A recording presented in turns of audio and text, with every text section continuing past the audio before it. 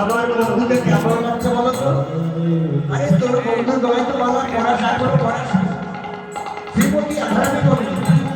এবার আমি বলা পড়া আস্তে আস্তে এখানে রস আছে। শ্রীমতী আধারানি গোবিন্দের গলায় মালা পড়াতে যাচ্ছে, মালা পড়াতে যাচ্ছে। ভগবান শ্রীকৃষ্ণ মালা পড়লেন, মালাটা নিয়ে গেল সাধের মালা। এবারে কৃষ্ণ মালা নিয়ে রাধারানীকে পড়াতে যাচ্ছেন।